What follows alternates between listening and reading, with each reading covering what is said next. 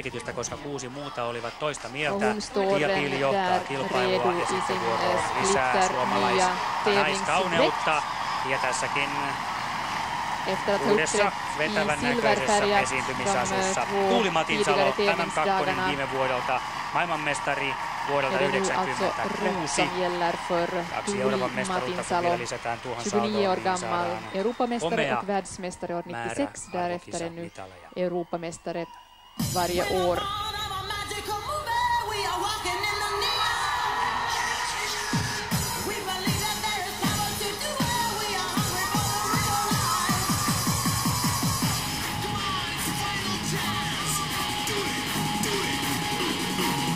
Hyvä.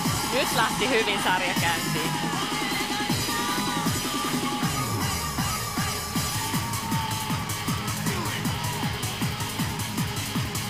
Jos Tiian kohdalla puhuttiin tuosta esiintymisestä, niin kyllä Tuuli sitten siinä kohtaa taitaa olla kuitenkin omaa luokkaan. Kyllä, Tuuli on ihan ylivoimainen tällä hetkellä.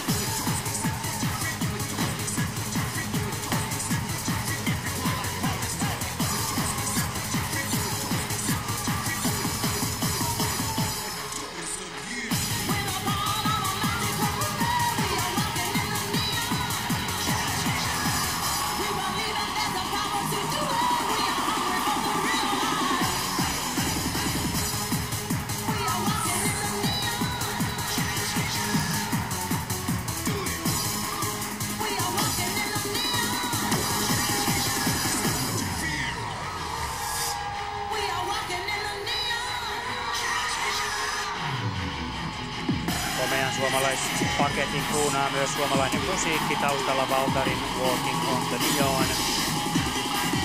Tässä ei kyllä muuta voi kuin nauttia. Ihan kylmät väreet menee. Tuuli kyllä tekee niin hyvää sarjaa nyt, että täysillä.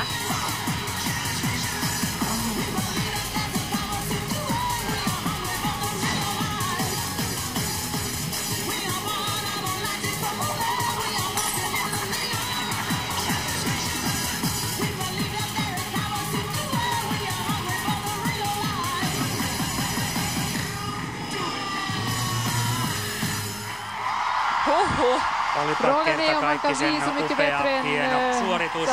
Nyt tässä ei kyllä mene mestaruus sivusuun. Se on ilman muuta selvää. Ja Matinsalo sitten gör det som aviomies Pasi Sarkkinen siellä varmasti tyytyväisenä. Vi under den här veckan på något sätt tyytyväinen har saa olla börjat myös Pia Pihl ilman muuta. Hon vinner nog sulottelun jälkeen varmasti myös Sami Vaskolakin omaan kakkossijaansa.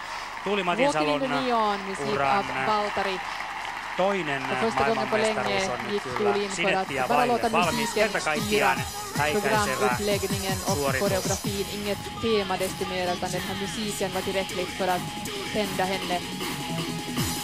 Tuuli ei kyllä lähtenyt yhtään varmistelemaan tätä sarjaa, vaan aivan täysillä mentiin alusta loppuun ja hyvin onnistui. Kuten musiikissakin kuului, niin viimeinen mahdollisuus, sitähän se Tuulin kohdalla sitten ilmeisesti on. Vaikka muutama kansainvälinen kilpailu on vielä edessä, mutta tämä oli viimeinen arvokisasuoritus. Och titta på de här rörelserna. Hänkin on ollut jo varsin pitkään mukana ja komealla menestyksellä. Ja sieltä ne pinnat tulevat ja nyt tullaan sitten jo 9.